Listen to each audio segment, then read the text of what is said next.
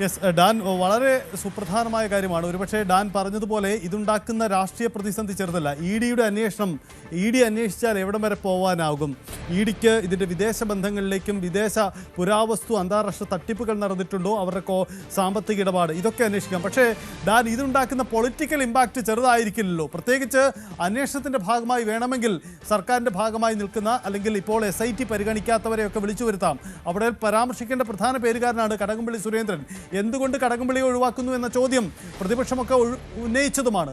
അങ്ങനെയെങ്കിൽ അതുണ്ടാക്കുന്ന രാഷ്ട്രീയ പ്രതിസന്ധി ചെറുതല്ലല്ലോ.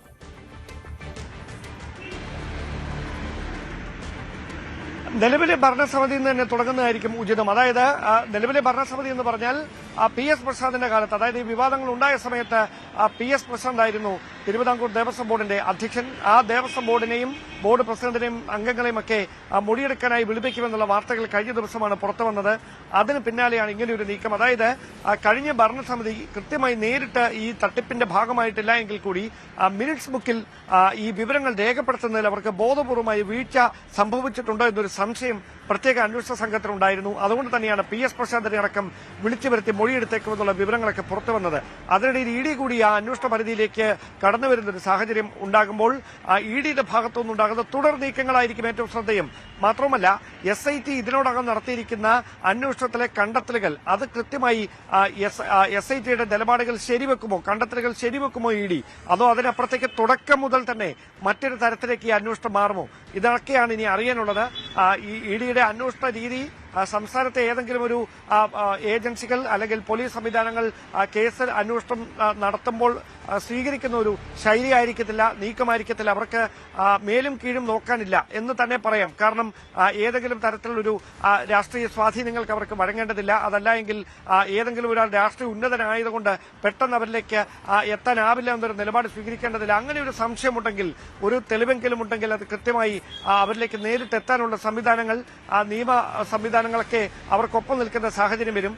അതുകൊണ്ട് തന്നെ അതിനെ ഏത് തരത്തിൽ പ്രതിരോധിക്കും ഇടത് സർക്കാർ എന്നതാണ് ഇനി ഏറ്റവും പ്രസക്തമായിട്ടുള്ള കാര്യം. അതായത് EDയെ ഉപയോഗിച്ചുകൊണ്ട്, കേന്ദ്ര ഏജൻസികളെ ഉപയോഗിച്ചുകൊണ്ട് സർക്കാരിനെ വേട്ടയാടാനുള്ള നീക്കം നടക്കുന്നുവെന്ന ആക്ഷേപം നേരത്തെ മുതൽ തന്നെ മുഖ്യമന്ത്രിയും മറ്റ് മന്ത്രിമാരുമൊക്കെ ഉന്നയിക്കുന്നതാണ്. അതിനിടയിലാണ് കേരളത്തിലെ വിശ്വാസ സമൂഹത്തെ മുഴുവൻ ആശങ്കയിലെത്തുന്ന ഈ ശബരിമല സ്വർണ്ണക്കൊള്ളയുമായി ബന്ധപ്പെട്ടുള്ള നിർണായകമായ ഒരു കേസിൽ എൻഫോഴ്സ്മെന്റ് ഡയറക്ടറേറ്റ് അന്വേഷണം ഏറ്റെടുക്കുന്ന ഒരു സാഹചര്യം ഉണ്ടാകുന്നത്.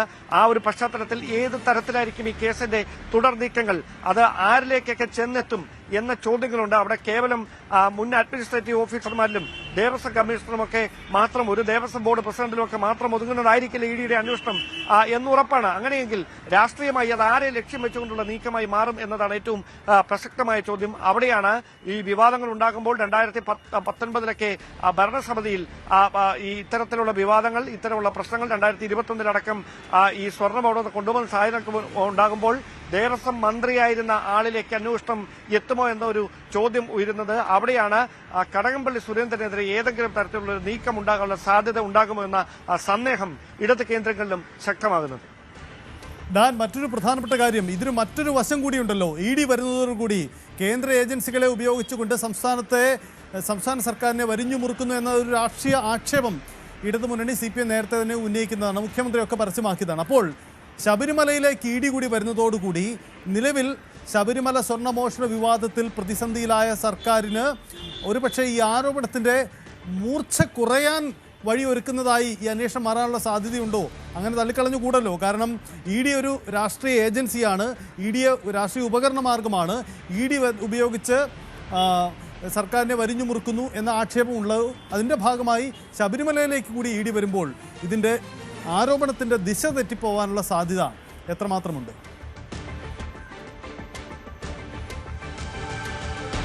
അതായത് ഹൈക്കോടതിയുടെ പരിഗണനയിൽ ഇരിക്കുന്ന ഒരു കേസാണ്. ഹൈക്കോടതിയുടെ നേരിട്ടുള്ള താൽപര്യത്തിൽ മേൽനോട്ടത്തിലാണ് പ്രത്യേക അന്വേഷണ സംഘവുമായി ബന്ധപ്പെട്ട നടപടികളൊക്കെ ഏകോപിപ്പിച്ചുകൊണ്ടിരുന്നത്. കോടതിയിൽ 2 തവണ സീൽ ചെയ്ത കവറിൽ ഇതിന്റെ രേഖകളടക്കം സമർപ്പിച്ചതാണ്. അതിൽ കോടതി തൃപ്തി രേഖപ്പെടുത്തിയതാണ്. SITയുടെ നിർദ്ദേശത്തിന്റെ അടിസ്ഥാനത്തിൽ, അഭ്യർത്ഥനയുടെ അടിസ്ഥാനത്തിൽ അന്വേഷണത്തിന് സമയപരിധി നീട്ടി നൽകിയതാണ്. അത്തരത്തിലൊരു അന്വേഷണം നടന്നുകൊണ്ടിരിക്കുന്നതിനിടയിലാണ് എൻഫോഴ്സ്മെന്റ് ഡയറക്ടറേറ്റിന് കേസിന്റെ അന്വേഷണത്തിലേക്ക് കടന്നുവരാനുള്ള ഒരു വഴിയൊരുങ്ങുന്നത് എന്നതാണ് ശ്രദ്ധേയം. എന്തായാലും SIT അവരുടെ അന്വേഷണം തുടരുക തുടരുക തന്നെ ചെയ്യുമെന്ന് വേണം മനസ്സിലാക്കാൻ. കാരണം അല്ലെങ്കിൽ കോടതിയുടെ ഭാഗത്തുനിന്ന്, ഹൈക്കോടതിയുടെ ഭാഗത്തുനിന്ന് അതിൽ കൃത്യമായൊരു നിരീക്ഷണം ഉണ്ടാകണം, അല്ലെങ്കിൽ കോടതിയുടെ ഭാഗത്ത് ഒരു ഉത്തരവുണ്ടാകണം. അത് ഉണ്ടാകാത്തിടത്തോളം SIT അവരുടെ അന്വേഷണം അങ്ങനെ തന്നെ തുടരും.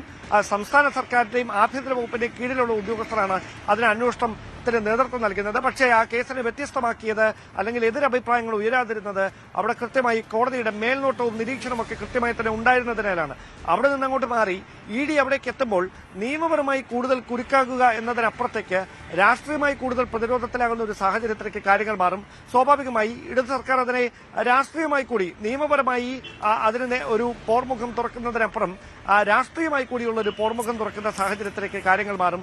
അവിടെ ED ഉൾപ്പെടെയുള്ള ഏജൻസികളെ ഉപയോഗിച്ചുകൊണ്ട് തെരഞ്ഞെടുപ്പ് കാലത്ത്, അതായത് കഴിഞ്ഞ ഒന്നാം പിണറായി സർക്കാരിന്റെ അവസാന കാലത്ത് നയതന്ത്ര ബാഗേജിലെ സ്വർണ്ണക്കടത്ത് കേസുമായി ബന്ധപ്പെട്ടാണ് മുഖ്യമന്ത്രിയുടെ ഓഫീസിനെ ED കുരുക്കിയതെങ്കിൽ, അല്ലെങ്കിൽ EDയുടെ അന്വേഷണ പരിധിയിലേക്ക് മുഖ്യമന്ത്രി ഓഫീസ് എത്തിയതെങ്കിൽ, രണ്ടാം പിണറായി സർക്കാരിന്റെ അവസാന കാലത്ത് നിയമസഭാ തെരഞ്ഞെടുപ്പിന് ഒരുങ്ങുന്നതിനിടയിൽ ED വീണ്ടും എത്തുന്നത് അതേ സമാനമായ സ്വർണ്ണ വിഷയത്തിൽ തന്നെ, അത് ശബരിമലയിലെ വിശ്വാസ സമൂഹവുമായി കൂടെ ഏറെ ഇടചേർന്ന് ബന്ധപ്പെട്ട് കിടക്കുന്ന ശബരിമലയിലെ സ്വർണ്ണക്കൊള്ളയുമായി ബന്ധപ്പെട്ട കേസിലാണ് എന്നതാണ് പ്രത്യേകത. അവിടെ നമ്മൾ കാണാതെ പോകാൻ കഴിയില്ല ഒരു കാര്യം, BJP ഇതിനോട് ഏത് തരത്തിലായിരിക്കും പ്രതികരിക്കുക എന്നത്. കാരണം SIT ഇത്തരത്തിലൊരു അന്വേഷണം നടത്തുമ്പോൾ, ഹൈക്കോടതിയുടെ മേൽനോട്ടം ആ അന്വേഷണത്തിലുണ്ടായിരുന്നപ്പോൾ BJP അതിനെ കൃത്യമായി മറ്റ് രാഷ്ട്രീയ പ്രതികരണങ്ങളൊന്നും നടത്തിയിരുന്നില്ല. പക്ഷേ ഇനിയങ്ങോട്ട് ED അന്വേഷണത്തിലേക്ക് എത്തുമ്പോൾ രാഷ്ട്രീയമായി BJP അതിനോട് സ്വീകരിക്കുന്ന നിലപാട് കൂടി രാഷ്ട്രീയ കേന്ദ്രങ്ങളിൽ വലിയ ചർച്ചകൾക്ക് വഴിവെക്കുമെന്നാണ് സൂചന.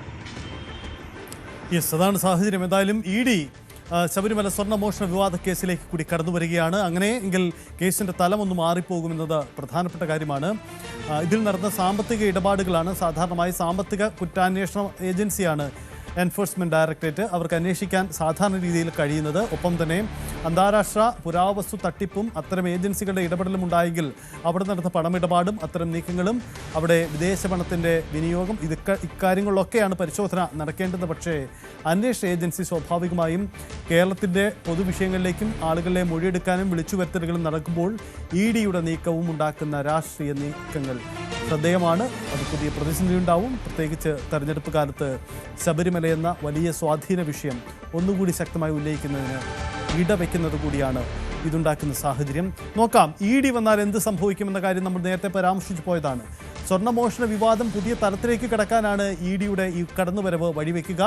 കേന്ദ്ര ഏജൻസി വരുന്നത് സംസ്ഥാന സർക്കാരിനുണ്ടാക്കുന്ന വെല്ലുവിളി അത് ചെറുതല്ല.